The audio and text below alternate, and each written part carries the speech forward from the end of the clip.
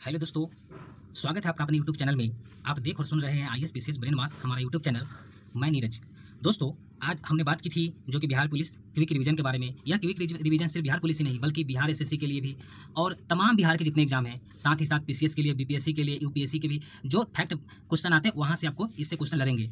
तो यह fact based जितने भी क्वेश्चन है हमने उस पर इस चीज़ को हम करवाने जा रहे हैं, जो कि बिहार एसएससी का भी इसमें जितने भी जीके जीएस का क्वेश्चन आता है सारा क्वेश्चन यहाँ से कवर हो जाएगा। तो हमने पिछली वीडियो में बात की थी जो कि आपको इंपॉर्टेंट क्वेश्चन को हम लोग करेंगे, जो कि टिक किया हुआ है, जो हाईलाइट किया हुआ है, सिर्फ उसी क्वेश्चन पर बात करेंगे जो कि डायरेक्ट एग्जाम में 2x2 आता है। तो उस चीज़ को हम लोग करेंगे।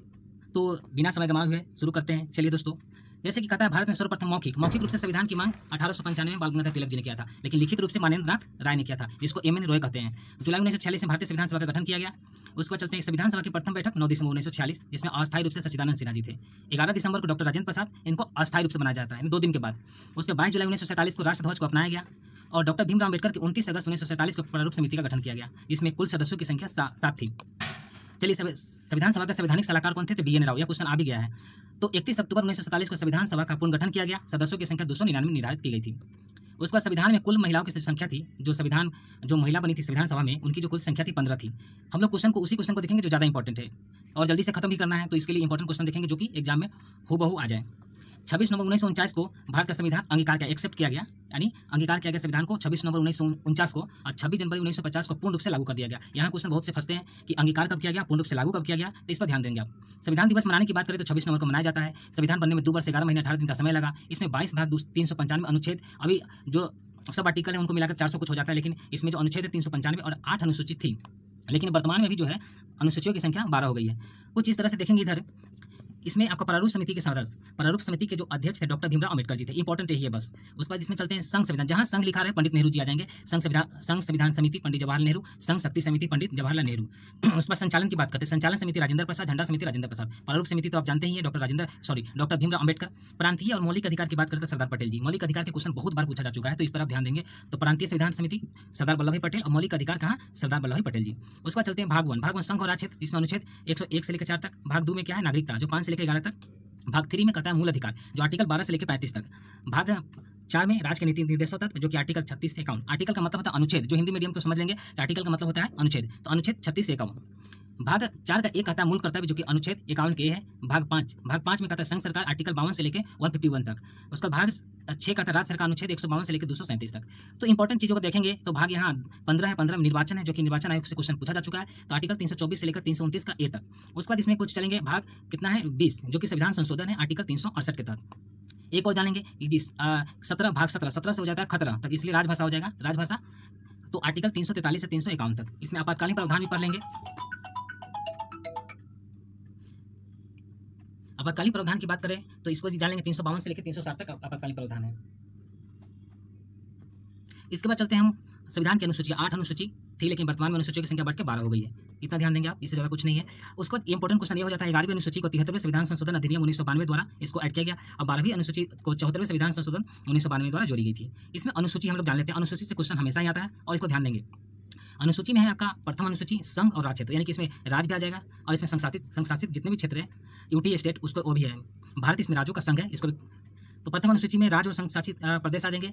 द्वितीय अनुसूची की बात करें, दूसरा में पेंशन मिलेगा, भत्ता मिलेगा, वेतन मिलेगा, ये सब द्वितीय में आ गया। तीसरा में तीन से शपथ, स्वपथ 3 अक्षर का है, तो तृतीय में आ जाएगा शपथ। चौथी अनुसूची में राज्यसभा में प्रतिनिधित्व का विवरण। 5वीं अनुसूची कहता है अनुसूची जो क्षेत्र है वहाँ अनुसूचित जातियों का प्रशासन। 6ठी अनुसूची कहता है ATMM, याद रखेंगे ATMM, असम, मेघालय, त्रिपुरा, मिजोरम राज्यों में अनुसूचित क्षेत्रों का प्रशासन। तो हम लोग जल्दी इसलिए कर रहे हैं क्योंकि टाइम कम समय में इसको कंप्लीट करना है हमें। 7वीं अनुसूची केंद्र और राज्यों के मध्य जो शक्तियों का बंटवारा है, 7वीं अनुसूची में है। 8वीं आपका भाषा है, संवैधानिक भाषा है। 9वीं इंपॉर्टेंट हो जाता है भूमि सुधार कानून। 10वीं दल बदल, ये भी 10वीं अनुसूची दल बदल कानून, ये भी आपका इंपॉर्टेंट हो जाता है। 11वीं पंचायती राज, ये भी आपका इंपॉर्टेंट है। और 12वीं जो अनुसूची है शहरी राज्य से, ये भी आपका इंपॉर्टेंट है। यहाँ से क्वेश्चन बार आते हैं संविधान के स्रोत से। संविधान के स्रोत से इंपॉर्टेंट क्वेश्चन है, यहाँ पे आपको ध्यान देना है। जैसे कि ब्रिटेन से क्या क्या लिया गया, तो ब्रिटेन से एकल नागरिकता इंपॉर्टेंट, बहुत इंपॉर्टेंट हो जाता है। विधि का शासन, विधि के समक्ष समता, उसके बाद शासन व्यवस्था, संसाधात्मक जो शासन व्यवस्था ब्रिटेन से लिया गया। उसका महान्यायवादी का पद, बजट भी कहाँ से लिया गया? ब्रिटेन से। जो रीट की शक्तियाँ मिलती है कहाँ से लिया गया? ब्रिटेन से। अमेरिका की बात करते हैं। अमेरिका से क्या क्या चीज़ एक्सेप्ट लिया गया है? तो अमेरिका से मौलिक अधिकार, प्रस्तावना, विधि के समान संरक्षण, न्यायपालिका की स्वतंत्रता, न्यायपूर्व पुनरावलोकन, राष्ट्रपति पर महाभियोग की प्रक्रिया, सुप्रीम कोर्ट और हाई कोर्ट के न्यायाधीशों के हटाने की प्रक्रिया। ब्रिटेन और अमेरिका, ये दोनों चीज़ों को आप ध्यान से देख लेंगे क्योंकि यहाँ से क्वेश्चन ज़्यादातर आते हैं। आयरलैंड से ज़्यादातर क्वेश्चन पूछा गया है डीपीएसपी के बारे में, बार बार क्वेश्चन नहीं पूछा गया है। राज्य के नीति निर्देश सत्ता तो कहाँ से लिया गया है, तो आयरलैंड। तो यहाँ आयरलैंड से ज़्यादा इंपॉर्टेंट डीपीएसपी के बारे में हो जाता है। लेकिन राष्ट्रपति के निर्वाचन की जो प्रक्रिया आयरलैंड से लिया गया, राज्यसभा में सदस्यों का मनोनयन भी आयरलैंड से लिया गया। उसको ऑस्ट्रेलिया की बात करते हैं। ऑस्ट्रेलिया से बार बार क्वेश्चन एक ही चीज़ पूछा, संयुक्त बैठक कहाँ से लिया गया, ऑस्ट्रेलिया। लेकिन हम चीज़ों को सबको एक साथ याद कर लेंगे। समवर्ती सूची ऑस्ट्रेलिया, प्रस्तावना की भाषा ऑस्ट्रेलिया, केंद्र और राज्यों के बीच संबंध जो है ऑस्ट्रेलिया से लिया गया, और संयुक्त बैठक तो ऑस्ट्रेलिया से लिया ही गया है। कनाडा, कनाडा से संघात्मक शासन व्यवस्था लिया गया, अवशिष्ट शक्तियाँ लिया गया और राज्यपाल की नियुक्ति लिया गया। कनाडा से याद कर सकते हैं संघ, राज्य और अवशिष्ट, यानी राज्य मतलब राज्यपाल, संघ मतलब संघात्मक शासन, ऐसे याद कर सकते हैं। फ्रांस से दोस्ती यानी कि स्वतंत्रता समता बंधुत्व, फ्रांस मतलब दोस्ती, दोस्ती मतलब क्या हो गया, स्वतंत्रता समता बंधुत्व का विचार लिया गया, प्रस्तावना में वर्णित किया गया इसको। और गणतंत्रात्मक जो शासन व्यवस्था फ्रांस से लिया गया। दक्षिण अफ्रीका से लिया गया क्या, जो कि बार बार क्वेश्चन में पूछा गया, संविधान संशोधन प्रक्रिया कहाँ से लिया गया, दक्षिण अफ्रीका से। ये आपका क्वेश्चन इंपॉर्टेंट हो जाता है। राज्यसभा के सदस्यों का निर्वाचन भी दक्षिण अफ्रीका से। बात करते हैं जर्मनी, जर्मनी से क्या लिया गया, तो जर्मनी से यही क्वेश्चन पूछता है, आपातकाल प्रावधान कहाँ से लिया गया, जर्मनी से लिया गया। लेकिन याद रखेंगे साथ साथ मूलभूत ढांचा भी जर्मनी से लिया गया है। रसिया, रसिया से क्या लिया गया, मौलिक कर्तव्य लिया गया है, प्रस्तावना वर्णित न्याय, तो मौलिक कर्तव्य इंपॉर्टेंट है क्वेश्चन इसमें कि रूस से लिया गया।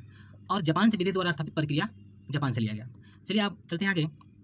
संविधान की उद्देशिका, उद्देशिका को ही प्रस्तावना बोलते हैं। इसको संविधान की कुंजी कहा जाता है, कुंजी मतलब चाबी। संविधान की प्रस्तावना को ही संविधान की कुंजी कहा जाता है। पंडित जवाहरलाल नेहरू ने 13 दिसंबर 1946 को इसको प्रस्तुत किए थे। अब 22 जनवरी 1947 को क्या किया गया, इसको शामिल कर लिया गया संविधान में। उसका 42वें संविधान संशोधन, इसको लघु संविधान भी कहते हैं, इंपॉर्टेंट हो जाता है। 42वें संविधान संशोधन अधिनियम 1976 के द्वारा प्रस्तावना में 3 चीज जोड़ा गया, जो कि कई बार यूपीएससी की इंटरव्यू में क्वेश्चन पूछा जा चुका है। तो अब ध्यान देंगे, ये क्वेश्चन बहुत इंपॉर्टेंट है, बार बार पूछा जा चुका है। लघु संविधान भी इसको कहते हैं इसीलिए। तो 42वें संविधान संशोधन 1976 के द्वारा प्रस्तावना में समाजवादी, पंथ निरपेक्ष और अखंडता शब्द जोड़े गए। कहीं कहीं क्वेश्चन में पंथ निरपेक्ष की जगह धर्म निरपेक्ष भी दे देता है। तो आप ध्यान देंगे, बीपीएससी में कई बार पंथ की जगह धर्म भी दे दिया और उसको आयोग ने सही ठहराया है। तो आप इस चीज को ध्यान देंगे। उसके बाद चलते हैं, प्रस्तावना का संविधान के अथवा किसने कहा, ठाकुरदास भार्गव जी ने। चलिए आगे चलते हैं। उसके बाद अब आर्टिकल पे हम लोग आ गए। संविधान के भाग वन के अंतर्गत आर्टिकल 1 से लेकर 4 तक आता है। जो भाग 1 में आता है, इसमें बात की गई है संघ है उसके क्षेत्र की। आर्टिकल 1 क्या कहता है, भारत राज्यों का संघ है, यानी इंडिया अर्थात भारत, इंडिया का या भारत का राज्यों का संघ है। आर्टिकल 2 और 3 क्या कहता है कि संसद जो है विधि बनाकर क्या करेगा, नए राज्यों का अपने प्रवेश करेगा, या राज्यों में नाम को चेंज कर सकता है, या जो सीमा है उसका, मान लीजिए कोई राज्य का सीमा है उसको बढ़ा घटा सकता है, राज्यों का पुनर्गठन कर सकता है। जैसे कि राज्यों का पुनर्गठन भाषा के आधार पर 1948 में धर आयोग और जेबीपी समिति ने किया था, जो कि भाषा के आधार पर राज्यों के गठन की मांग को, लेकिन इसमें क्या किया गया, अस्वीकार कर दिया गया कि भाषा के आधार पर राज्यों के गठन की मांग को अस्वीकार कर दिया गया। उस पर चलते हैं, 1953 की बात आता है। 1953 में पोट्टी श्रीमल्लू जो आंदोलन करते हैं तेलुगु भाषा के आधार पर आंध्र प्रदेश भाषा के आधार पर गठित किया जाए। पोट्टू श्रीरामल्लू की इधर ही एक मूर्ति लगी है, कहाँ लगी है दोस्तों, कमेंट में जरूर बताएं कि पोट्टू श्रीमल्लू की एक मूर्ति लगी है, कहाँ पे लगाई गई है, उनके बारे में आपको बताएं। देखिए, तो आंध्र प्रदेश को पहली बार आंध्र प्रदेश को भाषा के आधार पर क्या किया गया, राज्य बनाया गया। उसका 1953 में फजल अली आयोग की अध्यक्षता में 3 सदस्यीय गठन होता है, और यह 1 नवंबर 1956 को 14 राज्य 6 केंद्रशासित प्रदेशों का गठन किया गया। उसके बाद इंपॉर्टेंट चीज़ों को हम लोग देख रहे हैं, सारी चीज़ों को, बहुत सारा चीज़ इसमें दिया हुआ है जो कि अपर लेवल का है, लेकिन जो एग्जाम की पॉइंट ऑफ व्यू से है उसी चीज़ को हम लोग ध्यान में रखेंगे। यहाँ 3 चीज़ आप याद रखेंगे जो चर्चा में रही है। 21 जनवरी 1972 मणिपुर, मन TRMG ऐसे याद कर सकते हैं। 21 जनवरी 1972 यानी एक ही दिन में मणिपुर, त्रिपुरा, मेघालय तीनों को किया गया, इसमें नवीन राज्य बनाया गया। तो मन TRMG इस तरह से याद कर सकते हैं। चलिए, इसके 16 मई 1975 को सिक्किम 22वां राज्य बना, सिक्किम स्वराज बनाया गया। उसके बाद इस चारों को याद रखेंगे। 1 नवंबर 2000 को छत्तीसगढ़, 9 नवंबर को उत्तराखंड, 15 नवंबर 2000 को झारखंड, 2 जून 2014 को तेलंगाना 29वां राज्य बना। इस चीज़ को याद रखेंगे क्योंकि यहाँ से क्वेश्चन आ जाता है। केंद्र शासित प्रदेश की बात करते हैं, दिल्ली के बारे में थोड़ा याद रखेंगे। 1 नवंबर 1956 को दिल्ली केंद्र शासित प्रदेश का गठन किया गया। 31 अक्टूबर 2019 को जम्मू कश्मीर, और 31 अक्टूबर 2019 को ही लद्दाख, और 26 जनवरी 2020 को दादर नगर हवेली और दमन और दीव का इसमें गठन किया गया, जो कि यूटी स्टेट है। नागरिकता की बात करते हैं, भाग 2 में आता है, आर्टिकल 5 से 11 तक आता है। एकल नागरिकता का प्रावधान हमारे भारत के संविधान में दिया गया है, और यह स्रोत जो है यह लिया गया ब्रिटेन से। आर्टिकल 11 क्या कहता है, संसद को नागरिकता के संदर्भ में जो कानून है, विधि है, उसको बनाने का अधिकार दिया गया है। 1955 में नागरिकता के संदर्भ में एक व्यापक कानून आया जिसको भारतीय नागरिकता अधिनियम कहा गया। अगर नागरिकता को प्राप्त करना है तो इसके 5 नागरिकता प्राप्त करने के 5 नियम है, और नागरिकता को त्यागने के 3 नियम है। 3 तरह से आप नागरिकता को त्याग सकते हैं और 5 तरह से आप नागरिकता को प्राप्त, यानी प्राप्त करना ज़्यादा कठिन है। 5 तरीके से आपको प्राप्त करना पड़ेगा, 5 चीज़ को जो है फुलफिल करना पड़ेगा, उसके बाद आपको नागरिकता प्राप्त कर सकते हैं। लेकिन समाप्ति के 3 ही तरीके हैं। मौलिक अधिकार काफी इंपॉर्टेंट क्वेश्चन है, यहाँ से क्वेश्चन ऐसा कोई भी एग्जाम नहीं हो जहाँ से नहीं बनाओ, तो यहाँ से क्वेश्चन बनता ही बनता है, तो इसको ध्यान देंगे। भाग 3 का था आर्टिकल 12 से 35 मौलिक अधिकार। मौलिक अधिकार कहाँ से लिया गया, अमेरिका का संविधान से लिया गया है। उसके बाद चलते हैं, संविधान के भाग 3 को मैग्ना कार्टा कहा गया। मौलिक अधिकार राज्यों के विरुद्ध होते हैं, जो कि मौलिक अधिकार कहा गया राज्यों के विरुद्ध होता है, क्योंकि हम लोग को जो भारत के नागरिक है उनको यह प्रदान की जाती है। सॉरी, मौलिक अधिकार न्यायालय में परिवर्तनीय होते हैं। मूल संविधान में कुल मौलिक अधिकारों की संख्या 7 थी, लेकिन 44वें संविधान संशोधन अधिनियम 1978 के द्वारा संपत्ति के अधिकार, जो कि आर्टिकल 31 में था, इसको क्या किया गया, समाप्त कर दिया गया। और भाग 12 के आर्टिकल 300 का क्लोज ए में कानूनी अधिकार इसको बना दिया गया, यानी इसको लीगल राइट बना दिया। क्वेश्चन यहाँ से आया भी है, लीगल राइट कब, आर्टिकल 300 के क्लोज ए में। कुल इस प्रकार मूल मौलिक अधिकारों की कुल संख्या याद रखेंगे आप 6 है। अभी कुल मौलिक अधिकारों की संख्या 6 ही है, पहले 7 थी, ठीक है। समानता का अधिकार आपको आर्टिकल 14 से लेकर 18। आर्टिकल 14 क्या कहता है, आर्टिकल 14 कहता है विधि के समक्ष समानता, और उसके बाद विधि के समान संरक्षण से किसी को वंचित नहीं किया जाएगा। आर्टिकल 15 क्या कहता है? धर्म, जाति, नस्ल, लिंग, रंग, लिंग या जन्म स्थान के आधार पर भेदभाव करने का नहीं किया जाएगा आपको। या जाति पर या धर्म या नस्ल या रंग या लिंग किसी भी चीज़ के आधार पर आपको भेदभाव नहीं किया जाएगा। आर्टिकल 16 क्या कहता है? आपको 16 समानता का अधिकार देता है, लेकिन सरकारी नियोजन में समानता का प्रावधान क्या है? आर्टिकल 16। आर्टिकल 17 आपको इंपॉर्टेंट क्वेश्चन यहाँ से क्वेश्चन कई बार पूछा गया है, अस्पृश्यता के उन्मूलन, यानी आप किसी के साथ अस्पृश्यता नहीं कर सकते, छुआछूत नहीं कर सकते। आर्टिकल 18 कहता है उपाधियों का उन्मूलन, यानी उपाधियों का अंत 18 में कर दिया गया। जो उपाधि लगती थी वो आपको खत्म कर दिया गया, जैसे कि बहुत सारा उपाधि दिया, केसरी, तो और भी बहुत सारा उपाधि है, जैसे कि रविन्द्रनाथ टैगोर जी को भी दिया गया, महात्मा गांधी को भी दिया गया। तो उन्होंने क्या किया, वह सब उपाधि अब हटा दिया गया, उपाधियों का उन्मूलन कर दिया गया, हटा दिया गया आर्टिकल 18 के तहत। पहले सर लगता था उसको स्वतंत्रता का अधिकार आर्टिकल 1922। आर्टिकल 19 के में 6 प्रकार की व्यक्तिगत स्वतंत्रता का प्रावधान किया गया है। जैसे आर्टिकल 19 क्या कहता है? वाक्य अभिव्यक्ति की स्वतंत्रता। आर्टिकल 19 का क्लोज है, इसमें कई क्लोज है, लेकिन इस चीज़ को आर्टिकल 19 ही याद रखेंगे ज़्यादा। वाक्य अभिव्यक्ति की स्वतंत्रता, उसके बाद अभिव्यक्ति की स्वतंत्रता के अंदर जैसे पूछ देगा, इंपॉर्टेंट क्वेश्चन है, प्रेस की स्वतंत्रता किस आर्टिकल में दिया गया? तो 19 में आ जाएगा। कि अभिव्यक्ति की स्वतंत्रता के अंतर्गत ही प्रेस की स्वतंत्रता को रखा गया है। आर्टिकल 20 बहुत इंपॉर्टेंट है, अपराधों के लिए दोषी के संबंध में संरक्षण का प्रावधान। आर्टिकल 20 अपराधों के लिए दोषी के संबंध में संरक्षण का प्रावधान, क्योंकि हम लोग ऐसी चीज़ों को फैक्ट चीज़ों को रट रहे हैं, जो कि कर रहे हैं, जो कि डायरेक्ट आ जाए, लेकिन इसमें कई प्रावधान और भी दिए गए हैं, लेकिन हम लोग फैक्ट चीज़ों को देख रहे हैं, जो कि इंपॉर्टेंट क्वेश्चन है, जो कि डायरेक्ट एग्जाम में आ जाए। आर्टिकल 21 कहता है प्राणी दैहिक स्वतंत्रता के संरक्षण प्रदान करता है, जैसे कि निजता का अधिकार, यह क्वेश्चन इंपॉर्टेंट है, आर्टिकल 21 में आ गया। जीवन साथी चुनने का अधिकार आर्टिकल 21, सूचना पाने का अधिकार आर्टिकल 21, पर्यावरण प्रदूषण के विरुद्ध अधिकार जो है आर्टिकल 21। लेकिन इसमें दो चीज़ इसमें शामिल नहीं किया गया, जो फोन टाइपिंग है और जो खुद के मौत जो है वो आप आत्महत्या नहीं कर सकते, वो आर्टिकल 21 में शामिल किया गया है। चलिए, आर्टिकल 20 तथा 21 के तहत मौलिक अधिकारों को किसी भी परिस्थिति में निलंबित नहीं किया जा सकता है। लेकिन आर्टिकल 21 का एक क्लोज ये कहता है 6 से 14 वर्ष के बच्चों को फ्री एंड कंपलसरी प्राथमिक शिक्षा मिलेगा, यानी निःशुल्क तथा अनिवार्य प्राथमिक शिक्षा का अधिकार दिया गया, जो कि 86वें संविधान संशोधन अधिनियम 2002 के माध्यम से इसको जोड़ा गया था। आर्टिकल 22 कहता है गिरफ्तारी और निरोध संरक्षण, जैसे कि आपको गिरफ्तारी हो जाती है तो 24 घंटे के भीतर यात्रा के समय को छोड़कर मजिस्ट्रेट के सामने प्रस्तुत करना अनिवार्य होता है। उसका चलते हैं, इसमें शोषण के विरुद्ध अधिकार है। शोषण के विरुद्ध अधिकार की बात करें तो 23 से 24। आर्टिकल 23 कहता है मानव के दुर्व्यवहार, बलात्कार, श्रम, बंधुआ मजदूरी, बेगारी आदि पर रोक किया गया, इसको रोक लगाया गया है कि कोई भी दुर्व्यवहार मानव के साथ नहीं कर सकता, बलात्कार, श्रम नहीं कर सकता, बंधुआ मजदूरी नहीं करवा सकता, बेगारी नहीं करवा सकता। आर्टिकल 24 कहता है 14 वर्ष से कम आयु के जो बच्चों हैं उनके कारखानों में काम नहीं करवा सकता, उसके नियोजन पर प्रतिबंध लगा दिया गया है। उसका धार्मिक स्वतंत्रता का अधिकार जो है आर्टिकल 25 से लेकर 28 तक है। आर्टिकल 25 कहता है अंतःकरण की स्वतंत्रता और अपने धर्म को मानने, आचरण करने, उसका प्रचार करने की स्वतंत्रता दी गई है। आर्टिकल 25 कहता है अगर आप किसी धर्म को मानते हैं तो उसको अंतःकरण कर सकते हैं, उसकी स्वतंत्रता है किसी भी धर्म को मानने की, अपने धर्म को मान सकते हैं, आचरण कर सकते हैं, उसका प्रचार भी आप कर सकते हैं। आर्टिकल 25 कहता है। आर्टिकल 25 का क्लोज 2 कहता है जो सिखों का जो कृपान है धारण करने की स्वतंत्रता दी गई है, लेकिन सिखों को जो कृपान धारण करने की स्वतंत्रता है, लेकिन 9 इंच का ही होना चाहिए, 6 इंच और 3 इंच, यानी 6 इंच होता है उसका धार, और पीछे वाला जो होता है उसका 3 इंच का होना चाहिए, 9 इंच से ज़्यादा का नहीं होना चाहिए। सांस्कृतिक शिक्षा का अधिकार आर्टिकल 29 और 20 से लेकर 13 तक दिया गया है। यह जो अधिकार दिया गया सांस्कृतिक शिक्षा का अधिकार केवल भारतीय अल्पसंख्यक उन्हीं को दिया गया है। आर्टिकल 29 कहता है अल्पसंख्यक वर्ग को अपनी लिपि, भाषा और संस्कृति के संरक्षण का अधिकार मिला है। आर्टिकल 30 कहता है अल्पसंख्यक वर्ग को अल्पसंख्यक शिक्षण संस्थानों की स्थापना, संचालन करने का अधिकार है। कोई भी अल्पसंख्यक वर्ग है वह क्या कर सकता है, शिक्षण संस्थान खोल सकता है और संचालन भी उसका कर सकता है, इसके लिए उसको छूट प्रदान की गई है। उसका संवैधानिक उपचारों का अधिकार आर्टिकल 32 कहता है।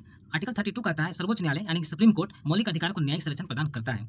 आर्टिकल 32 के तहत यहाँ अम्बेडकर जी आर्टिकल 32 को संविधान की हृदय और आत्मा कहा। इंपॉर्टेंट क्वेश्चन है यहाँ कि अम्बेडकर जी ने आर्टिकल 32 को संविधान की हृदय और आत्मा कहा है। आर्टिकल 226 के तहत हाईकोर्ट भी मौलिक अधिकारों को न्यायिक संरक्षण प्रदान करता है। यहाँ याद रखेंगे आर्टिकल 32 के तहत सर्वोच्च न्यायालय मौलिक अधिकारों को न्यायिक संरक्षण देता है, जबकि हाई कोर्ट 226 के तहत देता है। मौलिक अधिकारों के न्यायिक संरक्षण में जारी किए गए विशेष आदेश को रीट कहते हैं। जैसे कि मौलिक अधिकारों के न्यायिक संरक्षण में जो जारी किया जाता है उसको रीट या प्रादेश कहते हैं। या 5 प्रकार के रीट जारी होते हैं, जो कि बंदी, प्रत्यक्षीकरण, परमादेश, प्रतिषेध, उत्प्रेषण और अधिकार परीक्षा। डीपीएसपी की बात करते हैं, राज्य के नीति निर्देशक तत्व भाग 4 में आता है, जो कि आर्टिकल 36 से लेकर 51 तक है। यह कहाँ से लिया गया? आयरलैंड से लिया गया। इसका उद्देश्य क्या है, इस चीज़ को जानेंगे। उद्देश्य इसका कल्याणकारी राज्य की स्थापना करना। राज्यों के विरुद्ध नहीं होते, इसके लिए आप कोर्ट नहीं जा सकते हैं। ये आपको उनके कर्तव्य है, क्योंकि यहाँ कल्याणकारी राज्य की बात कर रहे थे। कल्याणकारी राज्य करने के राज्य को कल्याणकारी बनाने के लिए वो अपने कदम उठाएंगे, अपने कर्तव्य को निभाएंगे। आर्टिकल 37 कहता है न्यायालय में परिवर्तनीय नहीं है, ये न्यायालय में परिवर्तनीय नहीं है, इसलिए कोर्ट नहीं जा सकते आप। आर्टिकल 39 कहता है राज्य सभी नागरिकों के लिए आजीविका के पर्याप्त साधन उपलब्ध करने तथा स्त्री और पुरुषों के समान कार्य के लिए समान वेतन को सुनिश्चित करेगा। आर्टिकल 39 कहता है। चलिए उसके बाद चलते हैं। आर्टिकल 39 का क्लोज 1 कहता है राज्य समान न्याय और निःशुल्क कानूनी सहायता देगा। क्वेश्चन अगर पूछता है समान न्याय निःशुल्क कानूनी सहायता, आर्टिकल 39 का क्लोज 1। इसको ऐड किया गया 42वें संविधान संशोधन अधिनियम 1976 के द्वारा, इसलिए इंपॉर्टेंट हो जाता है। आर्टिकल 40 बहुत इंपॉर्टेंट क्वेश्चन है, राज्य ग्राम पंचायतों यहाँ पूछे ग्राम पंचायतों का गठन, आर्टिकल 14। आर्टिकल 41 का कहता है कुछ दशाओं में काम हो, शिक्षा और लोक सहायता के उचित प्रबंध करेगा, आर्टिकल 41। आर्टिकल 42 कहता है क्या की न्याय संगत मानवोचित दशाओं, यहाँ क्वेश्चन पूछेगा महिला प्रसूति सहायता किस आर्टिकल के तहत दिया जाता है, तो आर्टिकल 42। आर्टिकल 43 में न्यूनतम मजदूरी या कुटीर उद्योगों का संवर्धन करने का प्रयास करेगा, आर्टिकल 43। आर्टिकल 44 कहता है संपूर्ण राज्य क्षेत्र में समान नागरिक संहिता, पूरे राज्य में जो है समान नागरिक संहिता यानी कानून लागू, पूरे जो क्षेत्र है राज्य है उसमें आपको नागरिक संहिता यानी कानून को लागू करने का एकदम समान नागरिक आर्टिकल 45 का था 6 वर्ष से कम आयु के जो बच्चों हैं उनको देख रेख और उनकी उचित शिक्षा का प्रबंध करेगा आर्टिकल 45। आर्टिकल 46 इंपॉर्टेंट है कि SC ST जो है EWS जो अन्य दुर्बल वर्ग है उनको हितों की वृद्धि का प्रयास करेगा। उसका इंपॉर्टेंट आपका आगे आर्टिकल 48 दुधारू पशुओं के बलि पर प्रतिबंध जो है आर्टिकल 48 के तहत। उसके बाद आप चलते हैं इंपॉर्टेंट चीज़ों को देखते चलते हैं। मौलिक कर्तव्य बहुत इंपॉर्टेंट क्वेश्चन है। संविधान के भाग 4 के क्लोजे के अंतर्गत आर्टिकल 51 का क्लोजे में मौलिक कर्तव्यों की चर्चा की गई है। स्रोत जो लिया गया रूस से लिया गया। मौलिक कर्तव्य कहाँ से लिया गया? रसिया से लिया गया। इसको कैसे अपनाया गया देख लीजिए। तो सरदार सुवर्ण सिंह समिति की अनुशंसा पर जब प्रधानमंत्री कौन थी? इंदिरा गांधी थी। तो उनके शासनकाल में 42वां संविधान संशोधन अधिनियम 1976 में इसे सम्मिलित किया गया। प्रारंभ में क्या था? शुरू में यह 10 मौलिक कर्तव्य था, लेकिन वर्तमान में भी 11 हो गई है। 11 मौलिक कर्तव्य को 46वें संविधान संशोधन अधिनियम 2002 के तहत जोड़ा गया। इंपॉर्टेंट क्वेश्चन है यहाँ से कि मौलिक कर्तव्यों की संख्या पहले कितनी थी और अभी कितनी है, और 86वें संविधान संशोधन के द्वारा इसको 11वें मौलिक कर्तव्य को जोड़ा गया। इस चीज़ को ध्यान रखेंगे। अब राष्ट्रपति की बात करते हैं। राष्ट्रपति प्रथम नागरिक होता है, तो जानते हैं आर्टिकल 53 संघीय कार्यपालिका का प्रमुख होता है। इसकी निर्वाचन जो होती है अप्रत्यक्ष निर्वाचन होती है। इसका निर्वाचन किसके? निर्वाचक मंडल के द्वारा होता है। निर्वाचन अप्रत्यक्ष निर्वाचन प्रणाली के द्वारा होता है। ठीक है। राष्ट्रपति के निर्वाचन मंडल में कौन कौन भाग लेता है? लोकसभा, राज्यसभा और विधानसभा और दिल्ली पुडुचेरी के विधानसभा के निर्वाचित सदस्य ओनली फॉर इलेक्टेड लोग ही इसमें भाग लेंगे, जो कि लोकसभा का हो, राज्यसभा का हो, विधानसभा का हो और दिल्ली पुडुचेरी। लेकिन इसमें विधान परिषद के कोई भी लोग हिस्सा नहीं लेते हैं राष्ट्रपति के इलेक्शन जो निर्वाचन मंडल होता है उसमें। चलिए आपको बात करते हैं शपथ कौन दिलाता है इन्हें? तो मुख्य न्यायाधीश CGI दिलाता है शपथ। आर्टिकल 52 पद का उल्लेख तो किया ही गया है। इस्तीफा किसको देते हैं? उपराष्ट्रपति को देते हैं। ये ध्यान रखिएगा कि राष्ट्रपति कभी भी CGI को यानी मुख्य न्यायाधीश को इस्तीफा नहीं देता। किसको देता है? उपराष्ट्रपति को देता है। न्यूनतम आयु 35 वर्ष, वेतन इनको 5 लाख रुपये मिलता है। पद से हटाने की प्रक्रिया को राष्ट्रपति को पद से हटाना है तो इसको महाभियोग कहा जाता है, जो कि अमेरिका से लिया गया। लेकिन भारत में अभी तक किसी भी महाभियोग की प्रक्रिया के तहत नहीं हटाया गया है। महाभियोग की प्रक्रिया आर्टिकल 61 के तहत है इसके, लेकिन महाभियोग प्रस्ताव लाने से पहले 14 दिन पहले राष्ट्रपति को लिखित सूचना देना पड़ता है। आर्टिकल 62 कहता है कि अगर किसी कारणवश राष्ट्रपति आपका पद खाली हो तो 6 माह से अधिक समय तक क्या खाली नहीं रह सकता, रिक्त नहीं रह सकता। आर्टिकल 62 कहता है अगर राष्ट्रपति का पद किसी भी तरह से खाली हो गया है तो उसको 6 माह से अधिक समय तक इसको खाली नहीं रख सकते हैं। आर्टिकल 71 कहता है राष्ट्रपति तथा उपराष्ट्रपति चुनाव संबंधी विवाद है उसको हस्तक्षेप का अधिकार केवल सुप्रीम कोर्ट को है। आर्टिकल 71। उसका चलते हैं संघ की कार्यपालिका की समस्त जो शक्तियां होती है राष्ट्रपति में निहित होती है। राष्ट्रपति संघ के महत्वपूर्ण अधिकारियों की नियुक्ति भी करता है, जैसे कि प्रधानमंत्री की नियुक्ति राष्ट्रपति करता है, संघीय मंत्रिपरिषद के मंत्री की नियुक्ति, सुप्रीम कोर्ट, हाई कोर्ट के न्यायाधीश की नियुक्ति, राज्यपाल की नियुक्ति, केंद्र शासित प्रदेश के प्रतिनिधित्व की नियुक्ति, तीनों सेनाओं के जो प्रमुख होता है उनकी नियुक्ति भी राष्ट्रपति करते हैं। दिल्ली के मुख्यमंत्री से जितने भी मंत्री हैं सभी की नियुक्ति राष्ट्रपति करते हैं। महान्यायवादी की नियुक्ति, उसके बाद नियंत्रक महालेखा परीक्षण की नियुक्ति, CAG के सभी की नियुक्ति को राष्ट्रपति करते हैं। यहाँ से इंपॉर्टेंट क्वेश्चन है क्योंकि यहाँ क्वेश्चन इससे पूछ देते हैं, इसको आप ध्यान में रखेंगे कि इन लोगों की नियुक्ति कौन करते हैं? तो राष्ट्रपति करते हैं। राष्ट्रपति तीनों सेनाओं का प्रमुख या अध्यक्ष होता है। आर्टिकल 72 कहता है इंपॉर्टेंट क्वेश्चन है, न्यायालय द्वारा दी गई सभी क्षमा को राष्ट्रपति माफ कर सकता है, इसलिए क्षमादान की शक्ति कहा गया आर्टिकल 72 को। आर्टिकल 80 को कहा राज्यसभा में 12 सदस्यों को मनोनयन करने का अधिकार सिर्फ और सिर्फ राष्ट्रपति को है। कला, विज्ञान, साहित्य, समाज सेवा। इसको ध्यान रखें किस क्षेत्र में 12 सदस्यों को मनोनयन किया जाता है? तो कला में, विज्ञान में, साहित्य और समाज सेवा में। आर्टिकल 85 कहता है संसद सत्र को आहूत कर सकते हैं, सत्रावासन करने का और विघटन करने का अधिकार आर्टिकल 85 के तहत राष्ट्रपति को है। क्वेश्चन यहाँ से पूछा गया है कि लोकसभा का विघटन करने का अधिकार किसके पास है? तो राष्ट्रपति के पास है आर्टिकल 85 के तहत। आर्टिकल 108 इसमें क्या कहता है? जो संयुक्त अधिवेशन है उनको बुलाने का काम भी राष्ट्रपति करते हैं, लेकिन इसकी अध्यक्षता लोकसभा अध्यक्ष करता है। यहाँ ध्यान रखने वाली बात है, क्वेश्चन यहाँ से पूछा गया है कि जो संयुक्त बैठक होती है उसकी अध्यक्षता कौन करता है? तो उसका अध्यक्षता लोकसभा अध्यक्ष करता है। उसका चलते हैं अनुच्छेद 111 के तहत दोनों संसद के दोनों सदनों द्वारा पारित विधेयक पर वीटो शक्ति का अधिकार प्राप्त है, जैसे कि आत्यांतिक वीटो, निलंबकारी वीटो और जेबी वीटो। आर्टिकल 1, 2, 3 1, 2, 3 हो गया। राष्ट्रपति संसद का सत्र न चलने की स्थिति में अध्यादेश जारी कर देगा। जब 1, 2, 3 आर्टिकल 1, 2, 3 के तहत राष्ट्रपति क्या करेगा? अध्यादेश जारी करेगा अगर संसद का सत्र नहीं चल रहा है तो। आर्टिकल 143 मतलब राष्ट्रपति किसी भी विधिक मामले में सर्वोच्च न्यायालय से परामर्श ले सकता है, यानी कि दोनों बात कर सकते हैं, मामला क्या है क्या नहीं है, परामर्श ले सकता है। आर्टिकल 280 के तहत हर 5 वर्ष पर वित्त आयोग का गठन राष्ट्रपति जी करते हैं। आपातकाल की स्थिति में राष्ट्रपति को विशेष शक्तियां भी प्रदान की गई है, जो कि आर्टिकल 352, 356, 360 के तहत। आर्टिकल 352 क्या कहता है? युद्ध हो, बाह्य आक्रमण हो या सशस्त्र विद्रोह के दौरान राष्ट्रीय आपातकाल की घोषणा का अधिकार राष्ट्रपति को दिया गया है। 356 के तहत संवैधानिक तंत्र विफल अगर हो गया है तो राज्य आपातकाल राष्ट्रपति शासन की घोषणा कर दिया जाएगा। तो 352 में क्या होगा? राष्ट्रीय आपातकाल। 356 में क्या होगा? राष्ट्रपति शासन। और 360 में आपका क्या? वित्तीय आपातकाल। 360 में आर्थिक स्थिति खराब होने की दशा में वित्तीय आपातकाल की घोषणा की जाती है, जो कि वित्तीय आपातकाल अभी एक भी बार नहीं लगी है, लेकिन राष्ट्रपति शासन आपका बहुत बार लग गया है। और ये राष्ट्रीय आपातकाल की बात करें तो 3 बार लगी है। उसका आते हैं हम लोग उपराष्ट्रपति। संविधान के आर्टिकल 63 में भारत के एक उपराष्ट्रपति होगा, इसकी बात कही गई है। उपराष्ट्रपति का निर्वाचन भी अप्रत्यक्ष निर्वाचन प्रणाली के तहत होगा। इसमें कौन कौन भाग लेता है? तो इसमें भाग लेता है दोनों सदनों के सभी सदस्य शामिल होते हैं इसमें। उपराष्ट्रपति के उम्मीदवार को राज्यसभा का सदस्य चुने जाने की योग्यता होना चाहिए। कोई अगर उपराष्ट्रपति अगर बनना चाहता है तो उसके लिए राज्यसभा का जो सदस्य होता है उसकी जो योग्यता होती है, क्वालिफिकेशन होना चाहिए कि राज्यसभा सदस्य बनने की। आगे चलते हैं। इसका राष्ट्रपति का पद तो 63 में दिया गया है। कहाँ से लिया गया यह उपराष्ट्रपति का पद? अमेरिका से। शपथ राष्ट्रपति के समक्ष देते हैं, इस्तीफा भी राष्ट्रपति को ही देते हैं। न्यूनतम आयु 35 वर्ष का कोई भी हो जो कि उपराष्ट्रपति बनने के लिए योग्य है। उपराष्ट्रपति को उसके पद के कार्यकाल के अगर उपराष्ट्रपति है तो उसके कार्यकाल के पहले भी उसको महाभियोग प्रक्रिया द्वारा हटाया जा सकता है। महाभियोग प्रस्ताव को सर्वप्रथम राज्यसभा में पेश किया जाता है, क्योंकि ये राज्यसभा से ही होते हैं, ताकि सभापति राष्ट्र होते हैं, इसलिए इनकी जो सर्वप्रथम जो राज्यसभा में पेश किया जाता है हटाने की जो महाभियोग प्रस्ताव। उसके बाद उपराष्ट्रपति राज्यसभा का पदेन सभापति होता है। वो पदेन मतलब होता है खुद पे खुद, अपने आप। जैसे ही उपराष्ट्रपति कोई बनता है तो खुद ही राज्यसभा का पदेन सभापति बन जाता है अपने आप। उपराष्ट्रपति राज्यसभा की कार्यवाही को सुचारू ढंग से चलवाने का काम उपराष्ट्रपति का होता है। उपराष्ट्रपति कार्यवाहक राष्ट्रपति के रूप में कार्य करता है। अगर राष्ट्रपति नहीं हो, पद खाली है, तो उनके जगह उपराष्ट्रपति कार्यवाहक के रूप में काम करते हैं।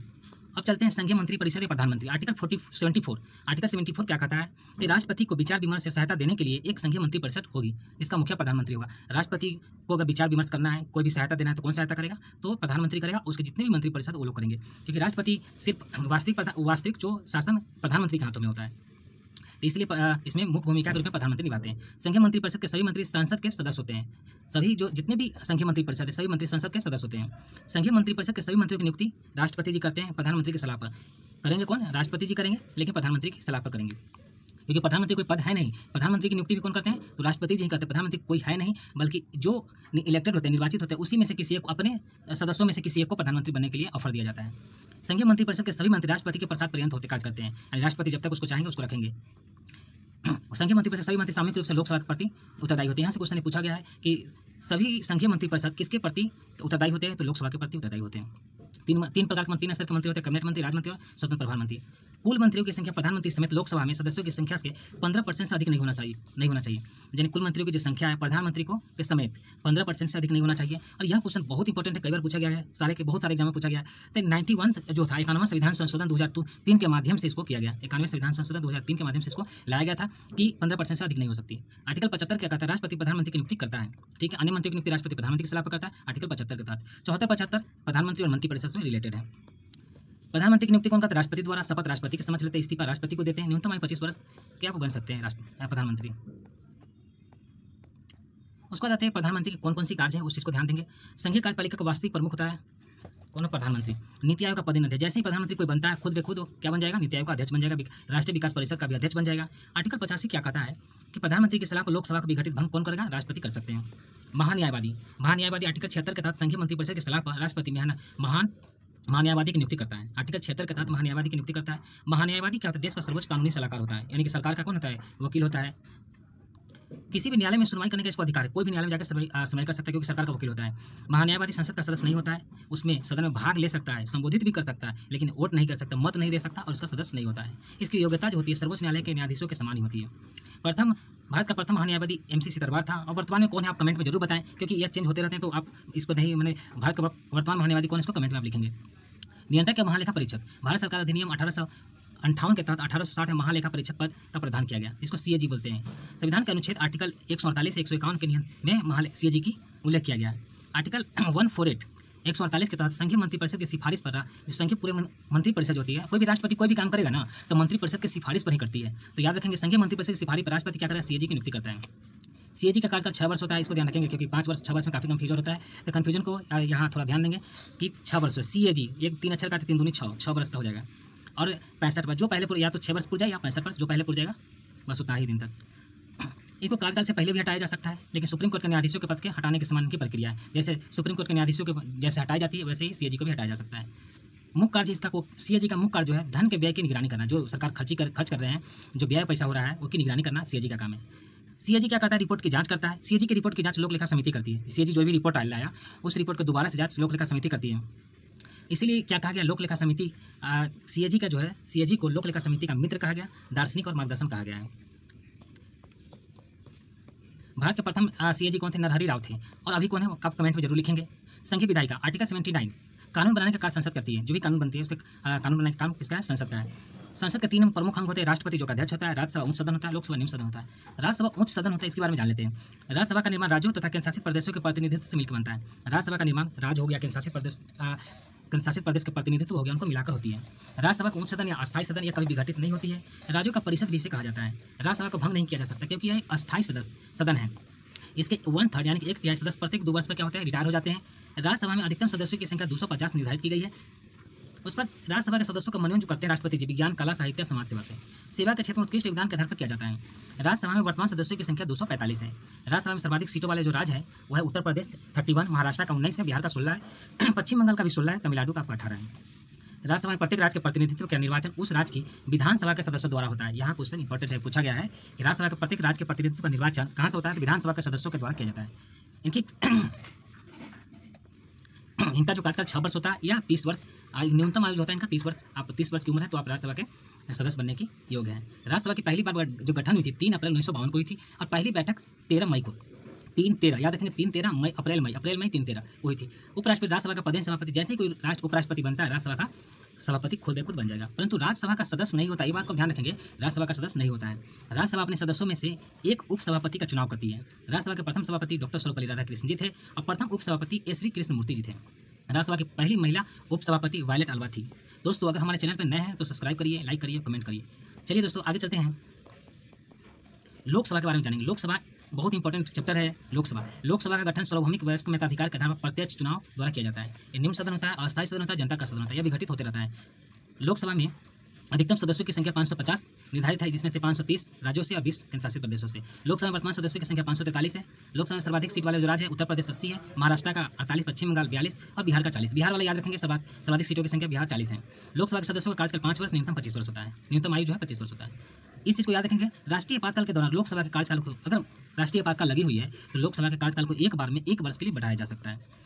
1976 में 42वें संविधान संशोधन अधिनियम के द्वारा लोकसभा के कार्यकाल को 5 वर्ष से बढ़ाकर 6 वर्ष कर दिया गया था, परंतु 44वें संविधान संशोधन अधिनियम 1978 में क्या किया गया, यह 6 वर्ष से घटाकर फिर से 5 वर्ष कर दिया गया। ये भी इंपॉर्टेंट क्वेश्चन है। संयुक्त अधिवेशन की अध्यक्षता सदैव क्या कौन करता है? लोकसभा अध्यक्ष करता है। कोई विधेयक धन विधेयक है या नहीं, इसकी निर्णय सदैव लोकसभा अध्यक्ष करता है। धन विधेयक सदैव लोकसभा में प्रस्तुत होता है, परंतु राज्यसभा धन विधेयक को अधिकतम 14 दिन तक रोक सकती है। धन विधेयक सदैव लोकसभा में प्रस्तुत, धन विधेयक कहाँ पेश होती है? लोकसभा में प्रस्तुत होती है, परंतु राज्यसभा धन विधेयक को 14 दिनों तक रोक सकती है। पहली लोकसभा का गठन 1952 में हुआ था। ये इंपॉर्टेंट क्वेश्चन है। पहली लोकसभा का गठन 1952 में हुआ था। लोकसभा के प्रथम अध्यक्ष गणेश वासुदेव मावलंकर और पहली महिला अध्यक्ष मीरा कुमार थी। पहली लोकसभा गठन 1952 में हुआ था। लोकसभा के प्रथम अध्यक्ष गणेश वासुदेव मावलंकर और पहली महिला अध्यक्ष जो बनी थी मीरा कुमार। मीरा कुमार इंपॉर्टेंट हो जाती है। सुमित्रा महाजन में लोकसभा के अध्यक्ष रह चुकी है। लोकसभा के प्रथम उपाध्यक्ष अनंत सेन आगंकर जी थे। अब वर्तमान में कौन है? वर्तमान में आपका ओम बिरला है। संसद का कोई सदस्य बिना किसी पूर्व सूचना के 60 दिनों तक अगर अनुपस्थित रहता है तो उसकी सदस्यता समाप्त कर दी जाती है। संसद के सदनों में कोरम कुल सदस्य संख्या का 1/10 भाग होता है। कोरम से क्वेश्चन पूछा गया 1/10 भाग, और यहाँ ये भी पूछा गया है 60 दिनों तक अनुपस्थित रहते हैं तो उसकी सदस्यता समाप्त हो जाएगी। वर्ष में 3 बार संसद का सत्र चलते हैं, बजट सत्र चलते हैं, मानसून सत्र और शीतकालीन सत्र चलते हैं। संसद के दोनों सत्रों के बीच किसी भी स्थिति में 6 माह से अधिक का अंतराल नहीं होना चाहिए। अगर सत्र चल रहा है तो दोनों सत्रों के बीच 6 माह से अधिक का समय नहीं होना चाहिए। संसद में कार्यवाही का पहला घंटा जो चलता है 11 से 12 बजे का प्रश्नकाल कहते हैं। इसके बाद की जो होती है वो शून्यकाल होती है। जो शून्यकाल जो भारत के दिन है 12 से 1 बजे, लेकिन 12 से 1 बजे सही नहीं है, लेकिन ये ऐसे करेंगे कि प्रश्नकाल के बाद जो समय आता है उसे शून्यकाल कहते हैं। अविश्वास प्रस्ताव प्रस्तुत करने के लिए संसद के 50 सदस्यों का अनुसमर्थन अनिवार्य होता है। अविश्वास प्रस्ताव किसी पर पास हो रहा है तो 50 सदस्य एकदम चाहिए। संसदीय इतिहास में अब तक 3 बार इसका हो चुका है। 1961, 1978, 2002 में संयुक्त बैठक बुलाया जा चुका है। ये 2 क्वेश्चन इसमें ध्यान। लोक लेखा समिति गठन 1921 में हुआ। इसमें 15/7/22 यानी 15 आपका लोकसभा से, 7 आपका राज्यसभा से 22 होते हैं। इसका काम है CAG की रिपोर्ट की जांच करना। प्राक्कलन समिति केवल लोकसभा से ही 30 सदस्य हो जाते हैं। इसका काम है बजट के अनुमानों की जांच करना। उसमें न्यायपालिका उच्चतम न्यायालय सुप्रीम कोर्ट की बात करते हैं। सुप्रीम कोर्ट उसका अधीन, उच्चतम न्यायालय उसके अधीन जितने भी है न्यायालय हैं। संविधान के भाग 5 में अनुच्छेद 124 से 147 तक सुप्रीम कोर्ट का गठन की बात, शक्ति की बात और क्षेत्राधिकार की बात किया गया। रेगुलेटिंग अधिनियम 1973 के तहत 1974 में कलकत्ता में सुप्रीम कोर्ट की स्थापना की गई, जिसके प्रथम अध्यक्ष सर एलिजा एम्पे थे। भारत सरकार अधिनियम 1935 के तहत संघीय न्यायपालिका का प्रावधान किया गया। भारत के उच्चतम न्यायालय का उद्घाटन जो किया गया, यानी सुप्रीम कोर्ट का उद्घाटन किया गया 28 जनवरी 1950 को किया गया। सुप्रीम कोर्ट में न्यायाधीशों की संख्या में वृद्धि करने की शक्ति संसद के पास है। पावर किसके पास है? न्यायाधीशों की संख्या में वृद्धि करने की संसद के। सुप्रीम कोर्ट में कुल न्यायाधीशों की संख्या 1+33 यानी 34 होती है। एक वो CGI मेन होते हैं और बाकी 33 को उसका न्यायाधीश होता है। नियुक्ति को राष्ट्रपति द्वारा किया था। पदच्युत प्रक्रिया संसद करेगी। असमर्थता के आधार पर इसको हटा सकती है। शपथ राष्ट्रपति के समक्ष करता है। इस्तीफा राष्ट्रपति को दे सकता है। कार्यकाल निर्धारित नहीं है। कार्यकाल इसका निर्धारित नहीं है। अधिकतम आयु 65 वर्ष। वेतन आपका 2.8 लाख है, 2,80,000 है, और अन्य न्यायाधीश जितने होते हैं उनको 2.5 लाख मिलता है।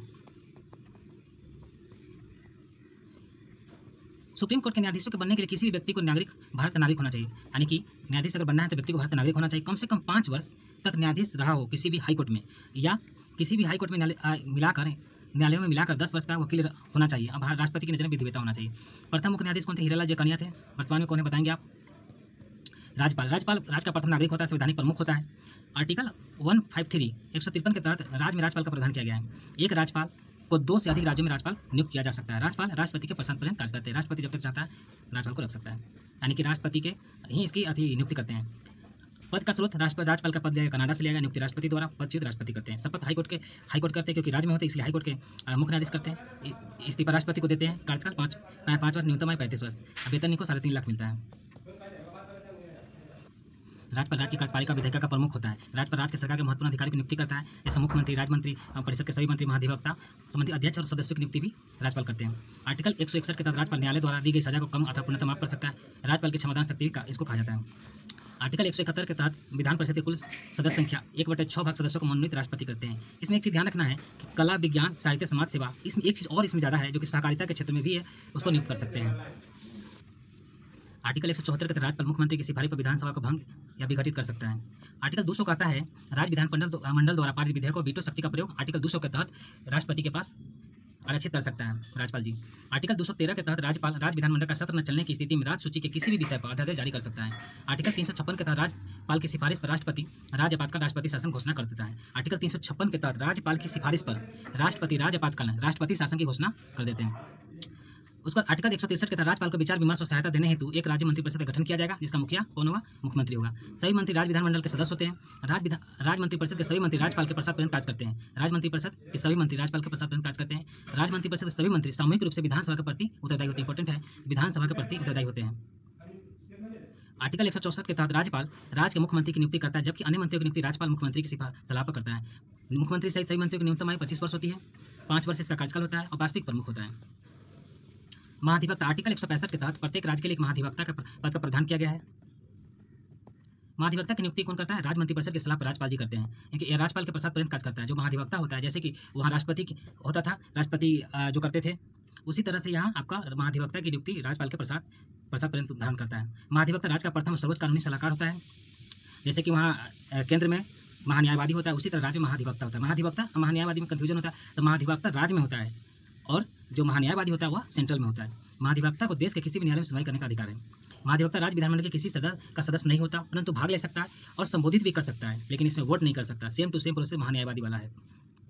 महाधिवक्ता के पद की योग्यता उच्च न्यायालय के न्यायाधीशों के समान होती है। राज्य विधायिका की बात करें तो आर्टिकल 168 के तहत राज्य विधायिका के रूप में कानून बनाने का कार्य विधानमंडल का है। 3 इसका प्रमुख अंग है, जैसे राज्यपाल इसका अध्यक्ष होता है, विधान परिषद इसका उच्च सदन और विधानसभा निम्न सदन। राज्य विधानमंडल और संसद दोनों का ऐड करके पढ़ेंगे तो ज़्यादा समझ में आएगा। जैसे वहाँ राष्ट्रपति, वहाँ यहाँ राज्यपाल, वहाँ आपका लोकसभा, यहाँ विधान परिषद, वहाँ आपका वहाँ राज्यसभा, यहाँ विधान परिषद, वहाँ आपका लोकसभा, यहाँ विधानसभा। विधानसभा निम्न अथवा अस्थायी सदन है। मुख्यमंत्री की सिफारिश पर राज्यपाल किसी भी समय विधानसभा को भंग या विघटित कर सकता है। अस्थायी सदन कहा जाता है। किसी राज्य की विधानसभा में अधिकतम सदस्यों की संख्या 500 है। न्यूनतम सदस्यों की संख्या 60 निर्धारित की गई है कि 60 न्यूनतम जो सदस्यों की 60 होगी। लेकिन कुछ ऐसे अपवाद भी है, जैसे गोवा में 40 सीट है, मिजोरम में 40 सीट है, सिक्किम में 32 सीट है, पुडुचेरी में 30 सीट है। सर्वाधिक विधानसभा सीटों वाले राज्य उत्तर प्रदेश 403 है, पश्चिम बंगाल 294, महाराष्ट्र में 288, बिहार में 243। बिहार वाला आप याद रखेंगे 243। 3 केंद्र शासित प्रदेश जैसे कि जम्मू कश्मीर में 114 है, दिल्ली के 70 है, पुडुचेरी में 30 है। आर्टिकल 332 के तहत जनसंख्या के आधार पर अनुसूचित जातियों और अनुसूचित जनजातियों की सीटों का आरक्षण किया गया है। विधानसभा के सदस्य का जो कार्यकाल 5 वर्ष का होता है, न्यूनतम आयु 25 वर्ष होती है। विधान परिषद की बात करें तो अस्थायी सदन कहा जाता है, भंग नहीं किया जा सकता, परंतु इसे समाप्त किया जा सकता है। क्वेश्चन आ जाएगा कि विधान परिषद को समाप्त किया जा सकता है या नहीं, तो समाप्त किया जा सकता है। वर्तमान में 6 राज्यों में विधान परिषद है, जैसे उत्तर प्रदेश, बिहार, महाराष्ट्र, कर्नाटक, आंध्र प्रदेश, तेलंगाना। यूपी, बिहार, महाराष्ट्र, इसे याद रखेंगे, यूपी, बिहार, महाराष्ट्र, कर्नाटक, आंध्र प्रदेश, तेलंगाना। राज्य की विधान परिषद में कुल सदस्यों की संख्या उस राज्य की विधानसभा के कुल सदस्यों की संख्या के 1/3 एक तिहाई से अधिक नहीं होना चाहिए। किसी राज्य की विधान परिषद में न्यूनतम सदस्यों की संख्या 40 हो सकती है। सर्वाधिक विधान परिषद सीटों वाले राज्य उत्तर प्रदेश 100 है, महाराष्ट्र का 78, बिहार का 75। बिहार वाला 75 याद रखेंगे। विधान परिषद सदस्यों का कार्यकाल 6 वर्ष का होता है, जैसे कि राज्यसभा का होता है, वैसे ही यहाँ विधान परिषद का होता है 6 वर्ष का। 1/3 सेवानिवृत्त होता है, एक तिहाई जो सदस्य रिटायर हो जाते हैं, उनके स्थान पर नवीन जो नया सदस्य उनके निर्वाचित किया जाता है। न्यूनतम आयु सीमा 30 वर्ष है। यह विधान परिषद किसी भी साधारण विधेयक को अधिक से अधिक 5 माह तक और धन विधेयक को 14 दिन तक रोक सकती है। विधान परिषद अपने सदस्यों में से एक सभापति और एक उपसभापति का चुनाव करती है। राज्य न्यायपालिका जैसे कि हाईकोर्ट की बात करते हैं, राज्य की न्यायपालिका में एक हाईकोर्ट होता है, उसके नीचे लोअर कोर्ट होते हैं। जैसे अधीनस्थ न्यायालय की बात करें, आर्टिकल 233 से 237 उच्च न्यायालय के अधीन एवं उसके निर्देशानुसार जिला और निम्न स्तरों पर कार्य करते हैं। हाईकोर्ट की बात करें तो सर्वप्रथम हाईकोर्ट की स्थापना 1862 में कलकत्ता में हुई थी। बम्बई और मद्रास में भी हाईकोर्ट की स्थापना की गई थी। उसके बाद चौथा जो हाईकोर्ट बना था 1866 में इलाहाबाद में बनी थी।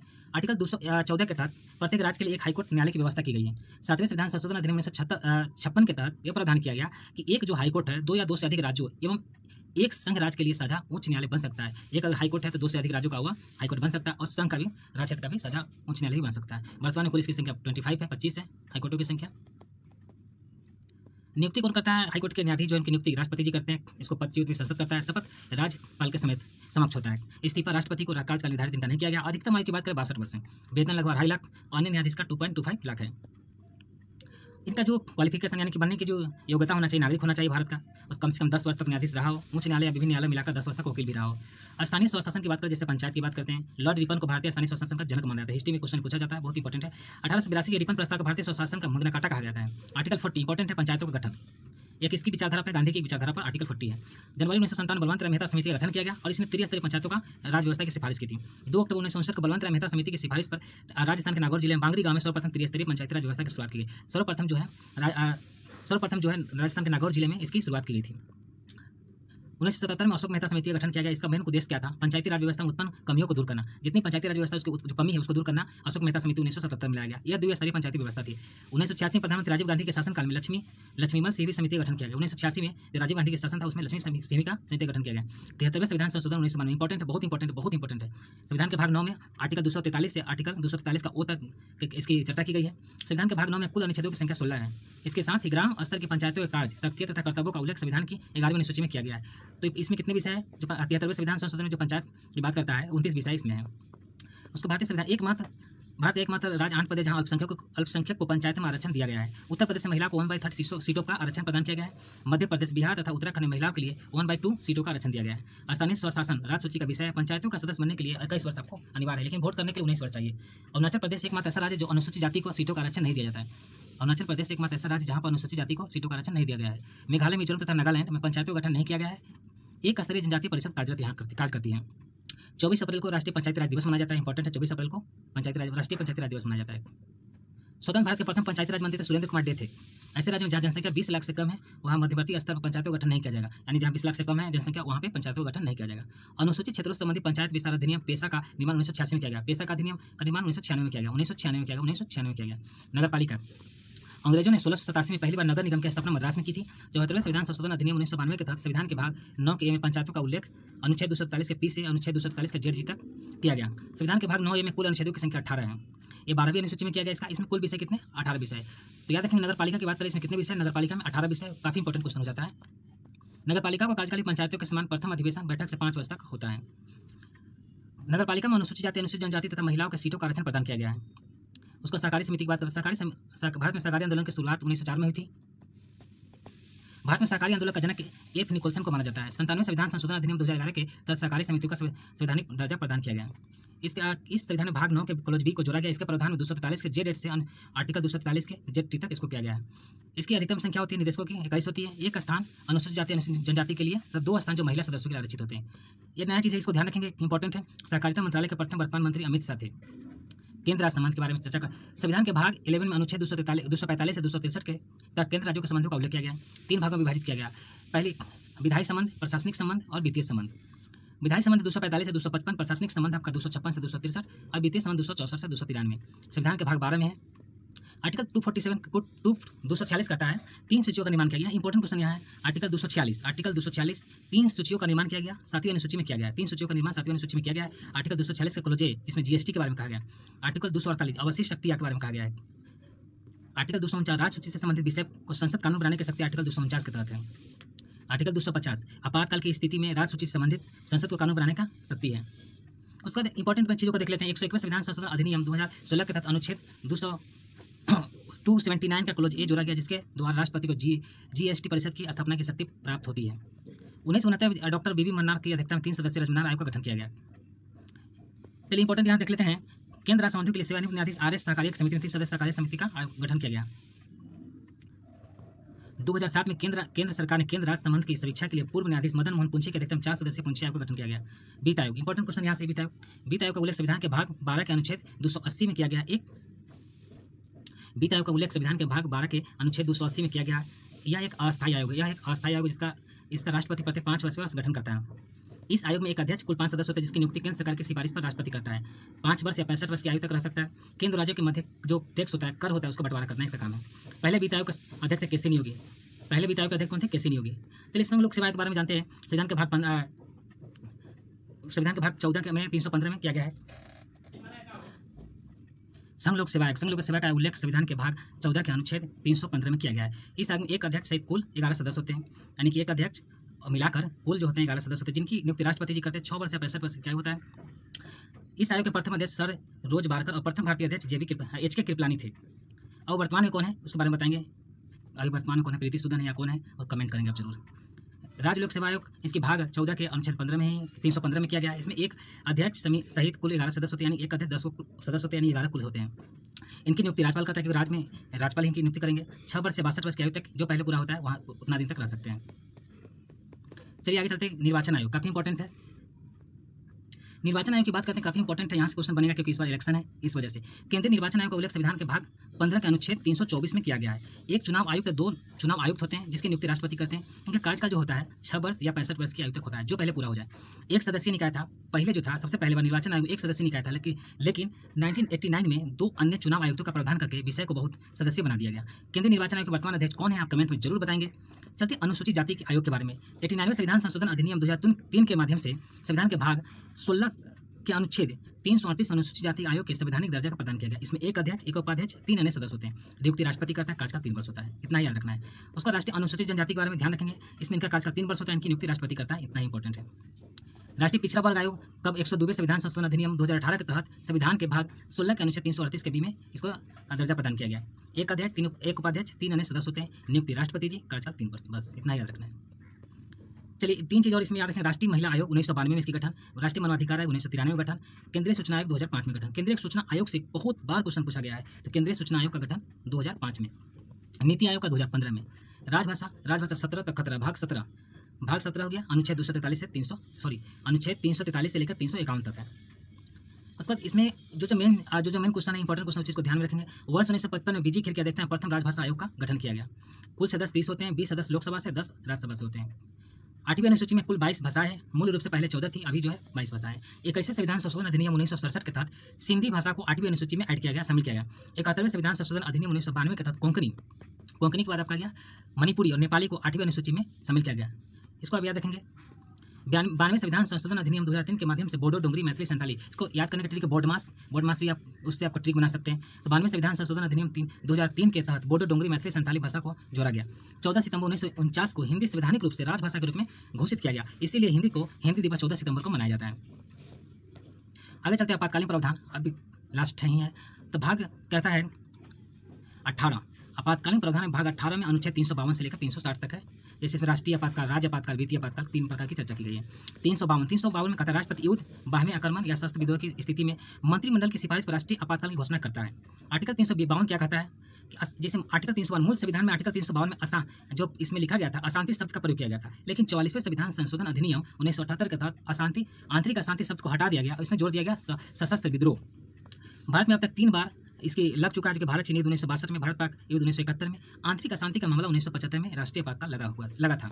राष्ट्रीय आपातकाल को एक बार में अधिकतम 6 माहों तक बढ़ाया जा सकता है, यानी एक बार में अधिकतम 6 माह तक लगाया जा सकता है। 6 माह तक लगाया जा सकता है, 6 माह का अनिश्चित समय तक बढ़ाया जा सकता है। आर्टिकल 359 क्या कहता है, आर्टिकल 20 तथा 21 को छोड़कर अन्य सभी मौलिक अधिकार निलंबित हो जाते हैं। आर्टिकल 359 में कहा गया। 356 में क्या कहा गया, किसी राज्य का संवैधानिक तंत्र विफल अगर हो जाता है तो राज्यपाल की सिफारिश, कोई राज्य का संवैधानिक तंत्र अगर विफल हो गया तो राज्यपाल की सिफारिश पर राष्ट्रपति शासन की घोषणा किया जाएगा। एक बार में अधिकतम 6 माह तक लगाया जा सकता है। विशेष परिस्थिति में इसे बढ़ाकर 3 वर्ष तक किया जा सकता है। किसको, तो राष्ट्रपति शासन को। सर्वाधिक बार राष्ट्रपति शासन लगने वाला जो राज्य है, उत्तर प्रदेश को 10 बार लगा है, मणिपुर में 10 बार लगा है और बिहार में 8 बार लगी हुई है। अब हम लोग लास्ट चैप्टर है जो कि चलते संविधान संशोधन अधिनियम, यानी संविधान संशोधन लास्ट चैप्टर, इसको हम कर लेते हैं। पहला संशोधन 1951 में हुआ, जिसमें 9वीं अनुसूची को जोड़ा गया। मेन चीज़ों को ध्यान देंगे। उसके बाद 21वां संविधान संशोधन 1967, 8वीं अनुसूची में सिंधी भाषा को जोड़ा गया। 36वां संविधान संशोधन अधिनियम 1975, भारतीय संघ में 22वें राज्य के रूप में सम्मिलित किया गया सिक्किम को। उसका चलते 42वां संविधान संशोधन 1976, ये काफ़ी इंपॉर्टेंट है, तो इसको अच्छे से करना पड़ेगा। इसमें कहा था 42वां संविधान संशोधन 1976, इसे लघु संविधान कहा गया है। मौलिक कर्तव्यों को इसी में जोड़ा गया। इसकी जो लोकसभा विधानसभा के कार्यकाल को बढ़ाकर 5 से 6 वर्ष कर दिया गया था 42वें संविधान संशोधन 1976 में। इसमें 3 शब्द जोड़ा गया, पंथ निरपेक्ष, समाजवादी, अखंडता। शिक्षा, वन, वन्यजीव, जनसंख्या नियंत्रण, परिवार नियोजन जैसे जो विषय था उसको संपत्ति सूची में डाल दिया गया। उसका चलते हैं राष्ट्रपति को मंत्रिपरिषद की सलाह के अनुसार कार्य करने के लिए बाध्य किया गया।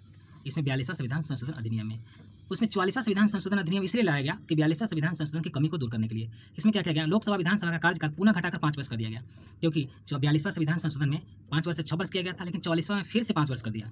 इसमें अशांति शब्द को हटाकर सशस्त्र विद्रोह कर दिया गया, संपत्ति का अधिकार को इसमें हटा दिया गया और मौलिक अधिकारों के श्रेणी से हटाकर कानून लीगल राइट बना दिया गया इसको, और 300 का क्लोज ए में इसको डाल दिया गया। 52वां संविधान संशोधन 1985, संविधान में 10वीं अनुसूची को जोड़कर दल बदल को रोकने के लिए कानून बनाया गया। उसके बाद 61वां संविधान संशोधन 1989। इंपॉर्टेंट क्वेश्चन ये भी है कि संविधान के आर्टिकल जो है 326 में संविधान संशोधन करके लोकसभा और राज्य विधानसभा में मताधिकार की उम्र जो 21 वर्ष से घटाकर 18 वर्ष कर दी गई, क्योंकि इसमें राजीव गांधी की सरकार थी, राजीव गांधी पीएम थे, तो उस समय क्या किए थे इन्होंने, जो मताधिकार की उम्र 21 वर्ष से घटाकर क्या कर दिया गया, 18 वर्ष कर दिए थे। 71वां संविधान संशोधन 1992, इसमें संविधान की 8वीं अनुसूची में कोंकणी, मणिपुरी, नेपाली को इसमें जोड़ा गया था। 73वां संविधान संशोधन 1992, 11वीं अनुसूची जोड़कर पंचायती राज की स्थापना किया गया। 74वां में क्या किया, 12वीं अनुसूची नगरीय जोड़कर नगरीय स्थानीय शासन को संवैधानिक संरक्षण प्रदान किया गया। 84वां संविधान संशोधन 2001, इसमें क्या किया गया, तो 1991 की जनगणना के आधार पर परिसीमन की अनुमति प्रदान की गई। 86वां संविधान संशोधन में प्राथमिक शिक्षा को मौलिक अधिकार की श्रेणी में लाया गया। 91वें संविधान संशोधन में कहा गया, इंपॉर्टेंट बहुत इंपॉर्टेंट क्वेश्चन है 91वां संविधान संशोधन, जिसमें कहता है लोकसभा या राज्यसभा के विधान लोकसभा के या उस राज्य की विधानसभा के कुल सदस्य संख्या के 15% से अधिक नहीं हो सकती। जो संघीय मंत्रिपरिषद है उनकी जो संख्या है 15% से अधिक नहीं हो सकती। 91वां संविधान 91 अमेंडमेंट्स यानी 91वें संविधान संशोधन 2003 में कहा गया जो संघीय मंत्रिपरिषद है तो मंत्रियों की कुल संख्या जो है 15% से अधिक नहीं होना चाहिए। 92वें संविधान संशोधन में क्या किया गया, बोडो, डोगरी, मैथिली, संथाली भाषा को शामिल किया गया। 100वें संविधान संशोधन में भारत और बांग्लादेश के मध्य जो है क्षेत्रों का आदान प्रदान किया गया। 101 में आपका वस्तु एवं सेवा कर यानी जीएसटी। उसका 103 में आर्थिक रूप से जो कमजोर था सरकारी नौकरी में आरक्षण 10% का दिया गया। और 104 में अनुसूचित जाति जनजाति SC को 10 वर्षों के लिए आरक्षण को बढ़ाया गया और अंगल भारतीय जो है उनके आरक्षण को समाप्त कर दिया गया। दोस्तों इस प्रकार हम लोग का पॉलिटी खत्म हुआ, पॉलिटी के सारे चीज़ हम लोग ने कर लिया और इससे बाहर क्वेश्चन आने के चांस बिल्कुल नहीं है। इसी से क्वेश्चन आएंगे और भी सब्जेक्ट को हम लोग करेंगे। एक वीडियो में कंप्लीट तो नहीं हो पाया, लेकिन अगली वीडियो फिर से आपको लेके आएंगे जो कि दूसरे सब्जेक्ट का होंगे। थैंक यू दोस्तों।